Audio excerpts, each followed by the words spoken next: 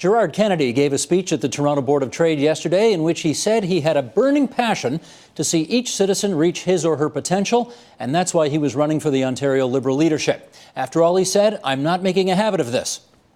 Actually, he sort of is. This is the third time Kennedy has sought the leadership of a major political party. We'll have all 7 leadership candidates here on the agenda before January 26th's convention, and he's the first. Gerard Kennedy, the former education minister and member of Parliament. You still smiling? You're okay with that intro? Absolutely. Okay.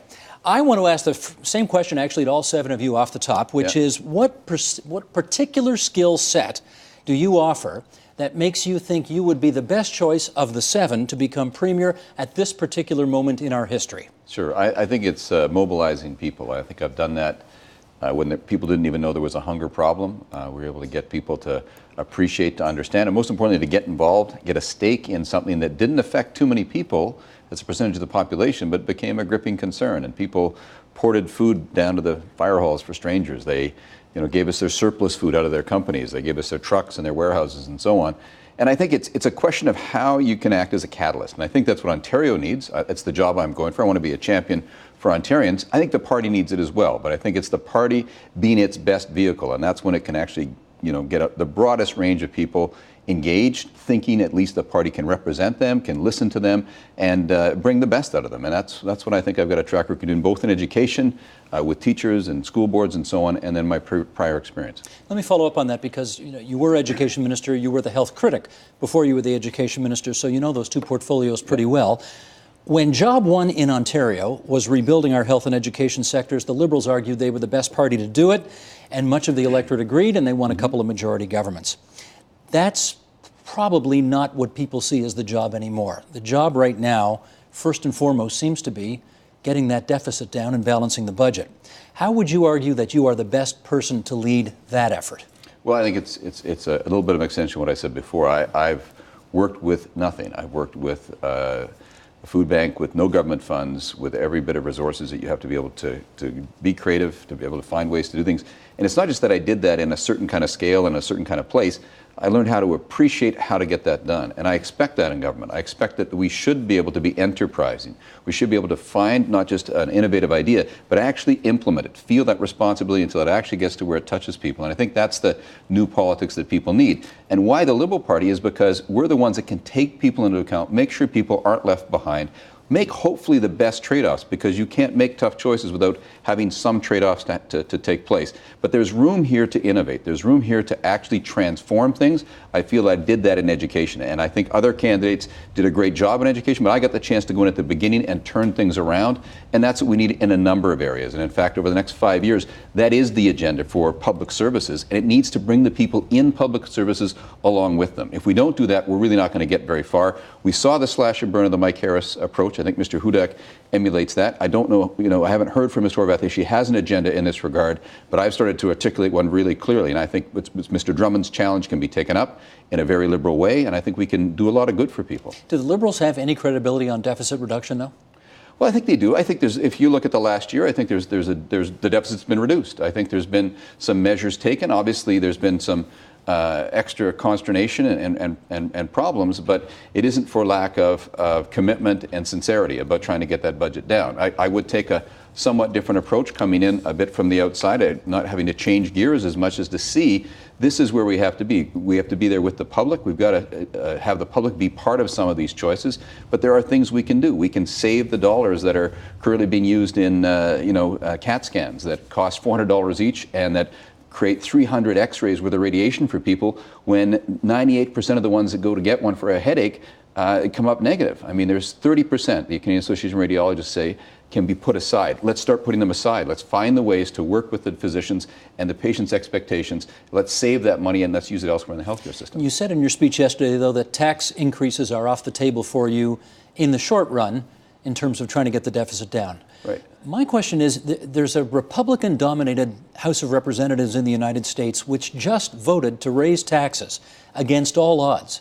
Right. I mean, no one can imagine that. So why would you take that off the table We've already already? got the lingering arrangement around reducing the corporate tax reductions with Ms. Horvath and with the NDP rather. And so I think there's a need to prove that that some of the cost reductions can happen. I think psychologically that people out there need to see that effort on the part of government and before they're asked to come to the table. And that's why I'm not making it a blanket thing, but I do think that that's job one.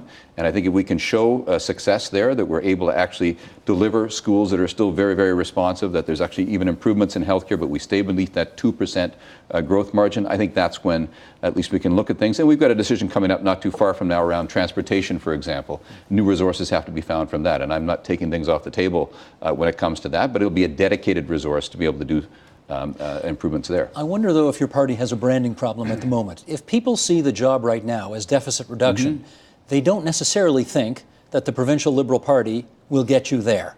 How do you change that thinking? Well, I think you do it by actions. I think we do it by showing how our party is going to be different. I've also talked about how we're going to be much more responsive inside the party. I'd be the first party leader, and we'll be the first Democratic Party in North America to be up to date and to give up some of the powers that has been unhealthily concentrated in the leader's office. Distribute those to members, to MPPs. You know everybody says that, Gerard. Every leader comes in and says the same thing. I remember Dalton McGuinty came in and said the same thing. Well, if he said it ahead of office, then he needed to do it, because it is, I put it in writing, I put it in a way that very specific about how it will work and so on, and I just know that that's a commitment you have to give coming in. But the point about the deficit reduction is it's about being responsive. I think that's where people are feeling their own anxiety about their level of debt. They don't know what's going to happen to their own housing price and so on. And the government, they don't want the government to be so distracted it's not there for them should the need arise. And for some people, like young people that are unemployed and so on, the need is already there. And we need to be able to come forward with some new creative programs to get kids out of their parents' basements and so on. So I think the reason that people want Liberals, it's not exclusively about deficit reduction. It's about moving programs forward at the same time in some new ways, and Mr. Drummond has given us some ideas. I think we could look at Mr. Martin's record. There could be some other ideas there, but I think there are ways of making things happen, and people have seen that balance in action in the past, and they know that there is a certain credibility, at least, for us to be able to keep the different requirements in check. Let's spend a bit of time now on something you just touched on a second ago, but I really want to understand it better, and that is what you talked about at your Board of Trade speech yesterday, this notion of creating a culture of enterprise that you think should permeate through government, through the private sector, through non-governmental organizations. What are you talking about there? What I'm talking about is getting an idea that is new to actually take place. I think we all know what needs to get done. We've talked about community care and health care. The question is, how are we going to implement it, and how do we free people up to do that? And then what have we done to this latest generation of young people, where we've all tried to raise our kids up, make them safe and so on? We've ironed some of the initiative out of them, and we want to put that back into our educational institutions. Our colleges can be pretty good at it, but our universities need to be there too. We need to get enterprising happening as it is at places like Ryerson University, where kids are building enterprises while they're going to school. And that's not going to change the flavor of all of education, but it's going to start to get us to stop taking things for granted, because we're on the cusp of not giving the next generation the same opportunities we've had. We have used up our natural resource advantage. We've used up our dollar advantage. We now have to create a new people potential advantage. It's only going to come if we push ourselves. And so enterprising is about making permission to do well, also sometimes to fail. But it has to find its way into government. Government has got to start to become a competitive advantage. And frankly, our businesses have to be a little bit more enterprising too. I mean, entrepreneurship is associated with businesses, but we've got to start seeing them generate jobs and services rooted in this province. That's what we ask in return for the kind of supports that we've been giving, is that we get some of those good paying jobs happening here that are sustainable, that have a prospect of growing and so forth. And so we've got to create, I think, a general culture. What I like about the idea when I'm promoting it is because I don't think we're ever going to have the sort of rock and roll, shoot 'em, toot 'em, whatever culture of the States of entrepreneurship. But I think enterprising in the public interest, if we can extend a kind of an appreciation for it in all sectors, that can be an Ontario way of going about things. Can you give me an example of how it would work in the public sector?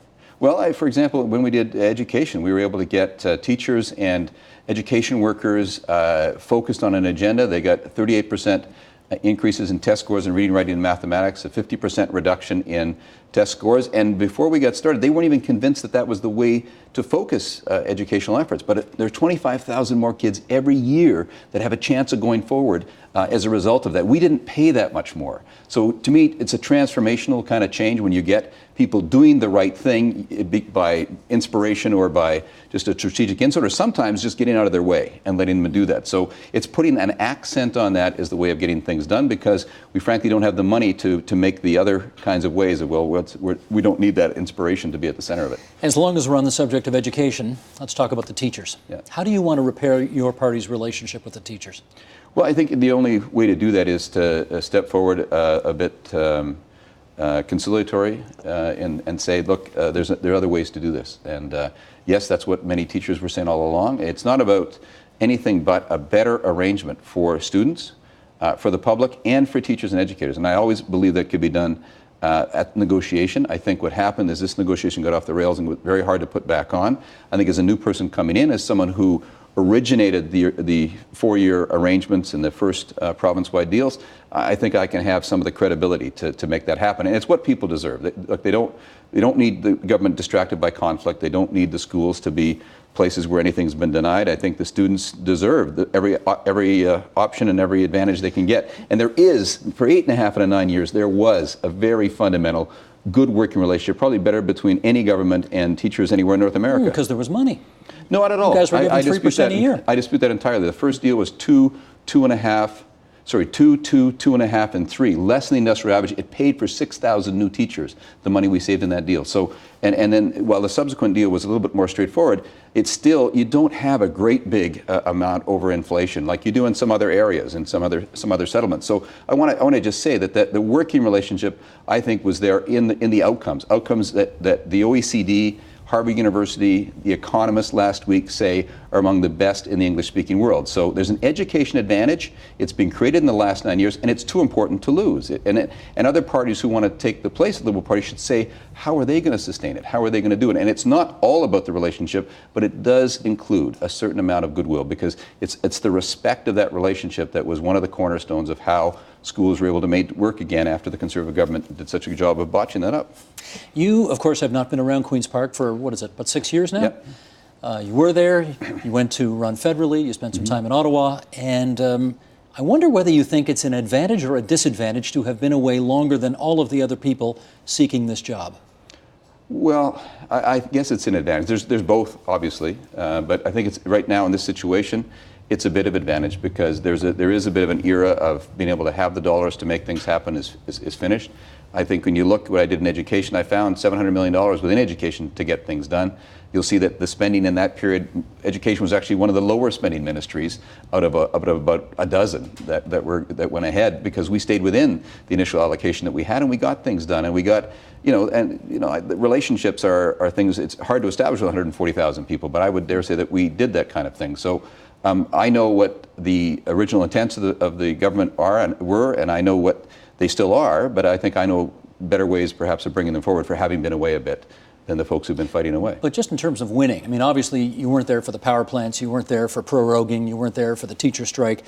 There's a lot of stuff that the government doesn't look so good on that you missed, and that's all to your advantage. But you've missed 6 years of potential opportunity to presumably create links with people who you want to vote for you at the end of the month. Is that a problem as well? Well, I think that's true. I think that, but for people who know that the party has to offer some sufficient renewal, and yet it's somebody and ideas and things that they recognize and so forth, I think that's the opportunity that they have. And but I think it's not just electoral. I think I get to do what Ontarians want done. Is I get to come in unencumbered, fix things. I get to say, here's who's responsible, here's how it's never going to happen again. And I think that's the price of admission, frankly, for the Liberal Party to be able to get in good graces of a wider range of Ontarians. I don't have to tell you, because you've been through this a couple of times before, at the end of the day, it's about winning. And let's just go through this. In 1996, at the last Liberal Leadership Convention, you came second to Dalton McGuinty. Yes. You ran for the federal Liberal leadership. You came, was it fourth in that one? Fourth by 2 votes. Fourth by 2 votes. Yep. You lost your federal seat in the last federal election as well in 2011. Yeah. How do you convince people that you can win, given all of that? Well, look, I won 4 times, almost every time in ridings that no one else had taken. I won a riding from Bob Ray in 1996 that had been NDP CCF for 50 years.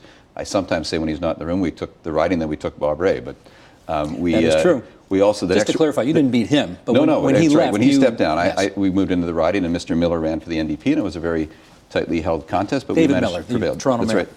And then latterly, the next one was a Conservative riding, and so on. And I came back and won a riding off the NDP, and then we gave it back in the manner that the Liberals gave a lot of ridings up in the last election. But I think a little bit of humility isn't bad in this. And I ran, but I was still successful. I think that my agenda of renewing the party has been consistent, of renewing politics, I think. And I look at the Liberal Party as the most open and best way to do that. I look at it as an extension of what I did at food banks and in community service. And I'd like to have that extra impact of opening up the party so people can feel comfortable going there when they want to get solutions to things that matter. And it's so I don't look at it as, well, whether you won or you lost. I've won many elections in as many tight spots as anybody else has done, and I think I have a way of relating to the public. We had one time 20% of the public came out and helped at our food drives. I don't take personal credit for that, but I did help set the table. No, and that's the leadership I see for myself as being a bit of a catalyst. That was 30 years ago, to get people involved. That was 30 years ago. Well, yes, but it's you build from what you've done, and it's an understanding that I bring with me. And I think getting 140,000 teachers to be part of things that were pretty disgruntled and so on, and getting parents to feel better about stuff. I think I'm applying for this, and I'm happy to put up my credentials against anybody. And I think that some of the things I've done have been, frankly, of a fairly difficult and challenging variety, and I think it's prepared me well for the office of Premier. I wouldn't be sitting here. I hear you on all of that. Yeah. I'm going to tell you a couple of things I also hear about you. Okay. Number one, when he was a minister, he was a micromanager to the nth degree, difficult to work with in that respect. Number two, he's the guy who took 91% of his delegates to Stéphane Dion and continued, as a result, the downward trajectory of the federal Liberal Party. We don't like him for those reasons. What would you say to that? Well, I think I like what Colin Powell says. You've got to know the details. If you're going to be responsible for something, it's got to go ahead. And I saw somebody else in the paper. It's not, micromanaging is not when you let, we had student success teachers in every school. They did the job. We had numeracy literacy secretary, you remember Avis Glaze, who did a tremendous job with that in terms of getting test scores up. So we mobilized some very impressive people, and that's how I would be as a premier. I'm looking forward to giving people in cabinet the same kind of latitude that I got from Dalton McGuinty, which was tremendous latitude. In terms of Stéphane Dion, 91% of people went because they wanted to. They saw in Mr. Dion the next best chance for renewal. Now, it was thwarted by some funny factors, including the fact that Mr. Dion was up 7% in the polls, and people wanted him to go to an election. And so the actual renewal of the party, the fundamental rallying point for all the people that were with me, and the reason I made my decision to choose him as somebody that I would support, I thought was important to the party. And who's going to argue today that the Liberal Party shouldn't have done more fundamental reform? Now they've been through not just one, but two leaders in the interim that haven't worked out. Okay, let's do, in our last minute here, look at the monitor over my shoulder. Yep. I'm going to show you some tape. Okay. Roll away, please. I think what people want to see from the Liberal Party anyway is some innovation. They want to know that the timetable and the way that we can work with government services is going to be one that, yes, the deficit is important, but just one of the reference points. We also have to have targets in terms of education, in terms of health care, and in terms of opportunity that have to be done. Now, that's the kind of reference. If we haven't been successful by the time of the next election in making those things resonate for people out there, I don't think our chances for being elected are very good, or if they are, they'll be on an agenda that isn't like the Liberal Party. There you are, in this studio, beside Dalton McGuinty and Dwight Duncan and Paula Todd, my former colleague, doing an all-candidates debate for what was then the 1996 Ontario Liberal leadership. And I want to know what you think the main difference is between that guy who was running for the Ontario Liberal leadership then and the guy who sits in this studio 16 years later. Well, I think just smarter about how government works and a little bit more about how to get the public a little bit more involved. I think I did feel that it was a little bit more straightforward in those days, but I like what I was saying. I certainly stand by that kind of stuff. I think that it is true that we need a particularly liberal agenda and a liberal way of dealing with the deficit right now. And I don't think it's anything but a learning experience. It's a great privilege to be a minister, for example. And what that taught me, which was after that experience, is there's no excuses. You can get a lot done, get more good done in a shorter period of time for more people in government and in politics than you can in doing anything else. So, it makes me hopeful about what can be done in terms of turnaround situations like the one that Ontario faces today, but it also makes me appreciate how we've got to go about it. And so there's a little bit more strategy involved, there's a little bit more appreciation for the wideness of a team and getting them deployed and so on. But I do always like the challenge that was involved. There was one then and there is one now. Understood. As I will say to all the candidates, good luck on the 26th. Thank you. Support Ontario's public television. Donate at tvo.org.